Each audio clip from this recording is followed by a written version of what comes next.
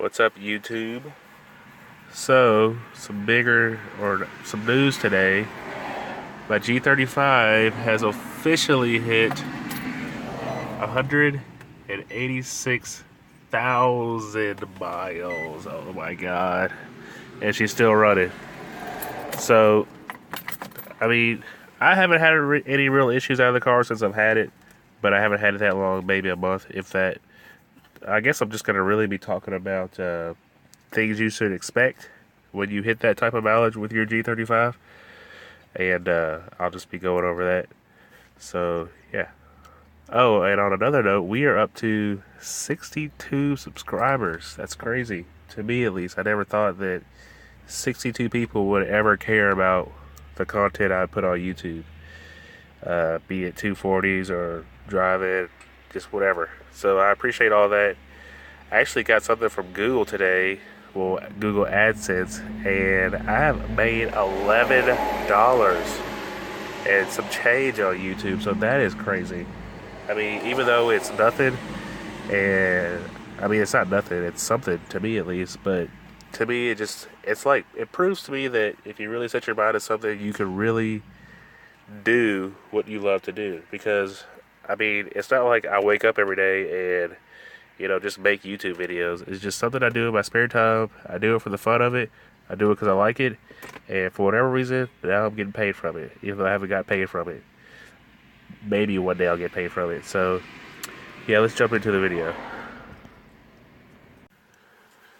So, yes, this '06 G37, I wish G37, G35 has 186,000 miles on it. And one thing that I noticed when I first got the car, which wasn't that big a deal to me because I knew it was going to be a project, but just something for you guys to, or if you're looking for a G or things to look for in a G, one thing I noticed is that the dash has started to crack, and like places like right here, I really don't know what they try to do to repair it. It almost looks like, in person, it looks like they try to put like glue or something over top of it, but I don't know. Eventually, I'll try to hunt down a new dash and replace it.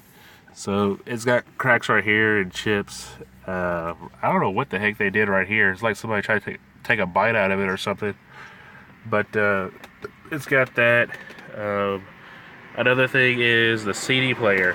For whatever reason, my CD player was working fine. I mean, flawlessly a few days ago. But when I try to eject the CD, it doesn't do anything. Like, it won't eject the CD, it like freezes up. And now it won't do anything. So I hit CD play, CD, it does that. You know what? I'm not gonna work for you. You can, whatever. It does that. Usually it flips right back to radio, but there we go. Now I'm back on radio. So the CD player is like, yeah, I don't feel like working anymore. Deal with it. So there's that. The next thing is, I mean, this is like this. I mean, it's been like this since I got the car, so it ain't a big deal. But it would be nice if it did work. Is a navigation, the touchscreen. I'll show you what it does. So it'll go up, be like, yeah, not today, and go back down. So, I mean, it does work, and I'll see if I can't get it to work. It kind of goes up a little bit, you push it down, and then let it go back up, see what happens. Sometimes I get it on the first try, sometimes I don't. There we go, got it working right now. So, yeah, the guy that I bought the car from had absolutely no idea what he was talking about when he was trying to explain the issue to me, but I assumed that the guy that told him about the issue had no idea what he was talking about. But anyways, when I bought the car, the guy was like, oh yeah, the navigation works and everything, great, but sometimes the screen doesn't go up when you hit it the first time. You got to push it back down, and it's because it runs off the engine timing. Okay, so if the car's not running, should it come up at all?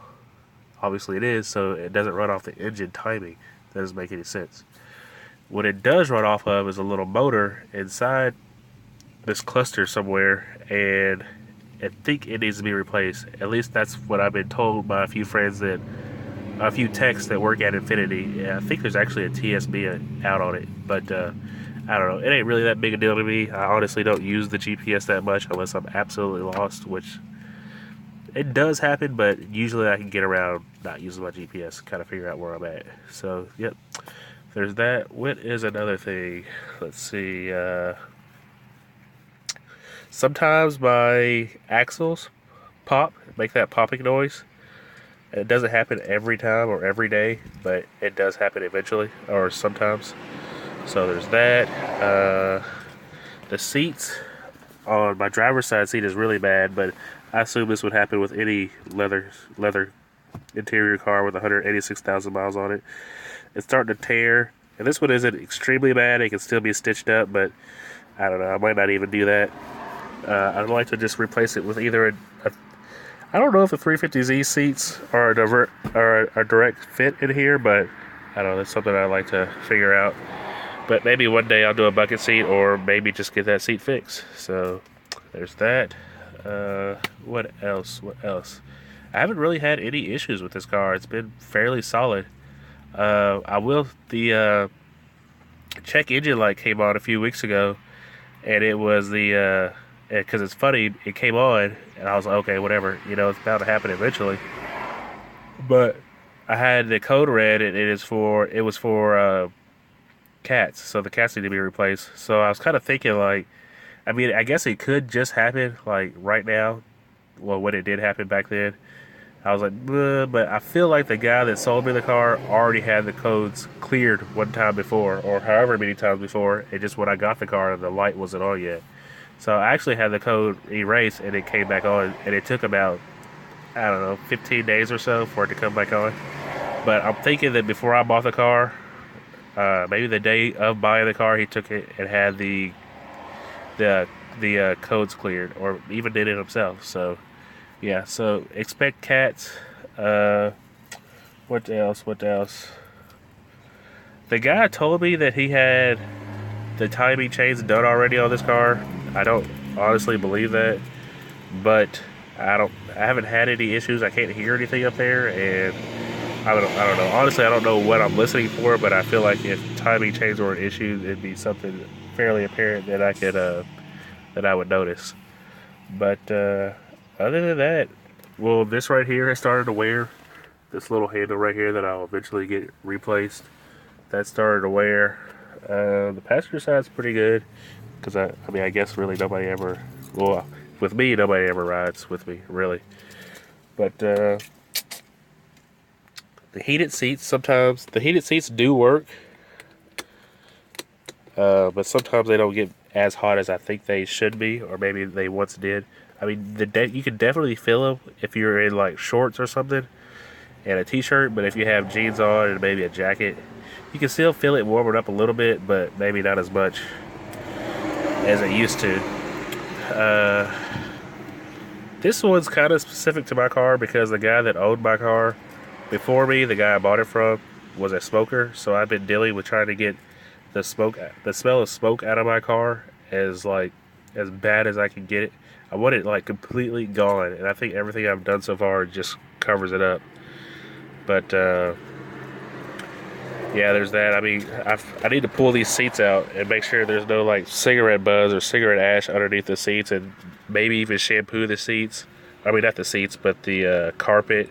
Maybe get the smell out of the carpet. And I think there are like, I need to take this ashtray out and clean it because I think that's housing a lot of the smell. And I think there's actually like cigarette ashes in underneath of it, so that needs to be done.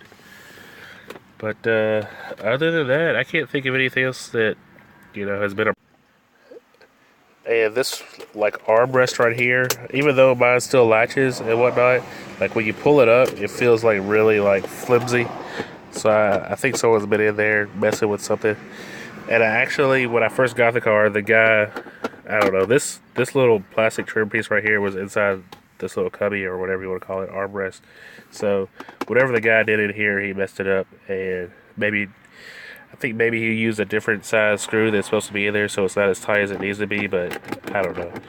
I usually don't ever open it or use it for anything, so that's that. Man, this car is dirty. I swear I find new.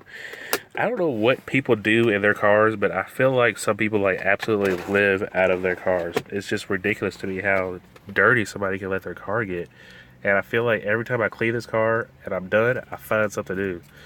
And it just like blows my mind. Like, what on earth were you doing in this car? There's like right here where the I don't know, cup holders are. They're like you can kind of still see it. I don't know if it'll pick it up on camera, but there's like Coke, like where people had spilled their drink or whatever. I'm just like, how on earth do you let that happen? Because for one, me, I'm very anal about my car, and people that know me know this about me. Like, I don't let anybody eat in my car. Like McDonald's, I don't want any fries, any ketchup packages, and I definitely don't let anybody drink in my car. And I mean, if you're drinking water, not that big a deal. If you're drinking Sprite, Coke, sweet tea, whatever, no. That's like a big no-no for me because the moment someone drops sweet tea or Pepsi or whatever on my seats or my center console, I would like freak out, slam on the brakes, and make them walk the rest of the way that we were going or coming from. So yeah, that's all I got for you guys. Hope you enjoyed the video. Like, comment, subscribe, and I will see you all next time. Oh, so heads up, I have a mod that I'm getting ready to do. So I don't know if you're watching this or if you even care. Try to guess what that mod is, and if you guess it right, good job. I don't know what to do, but if you get it right, it's cool. If you have any suggestions, because I've actually been looking at different mods to do to my car, and I don't know. I'm just kind of piecing everything together. I feel like when I was working on my 240, I knew exactly what to do. Like if you want 350 horsepower, then you need, and you had an SR. If you want 350 out of it, then you need Jim Wolf S3 cams, T28 turbo, T28 71R turbo, and a tune, exhaust. You know, that's what you need. Those are like the ingredients to get that horsepower. But with the G's, it's like, I don't know, it's kind of harder to make that power from what I've read with the NA motor. But if you do, these are the kind of steps this is what you need to take, and what exhaust you need to get, and you know, a tune, blah blah blah. So I'm still piecing that together. If y'all have any suggestions on that, because I think my goal is to get about, if I can get about 320ish out of here to the wheel, I would be very satisfied with this car. Because I mean, it's not, I don't want to do the turbo route. I want to keep this a fairly usable daily driver. I was actually very surprised when I took it out on some back roads, because I thought I was going to really feel the weight of this car, especially when you know, braking or going into a corner. I thought it was going to oversteer a lot, but surprisingly it held its own, and I was very impressed because I was not expecting that. I thought I was going to be fighting the weight a lot more, but I mean, even though I wasn't driving it fast, I was just kind of like feeling out the car. It really handled a lot better than I thought it was, and it was, I mean, right now it's only on lowering springs, so I feel like with a good set of coilovers, some strut bars, and some sway bars, it would be right there. So that may be in the future one day. So got my taxes back, so I'm ready to start balling with some car parts. But that's all I got for you guys. I'll see you later.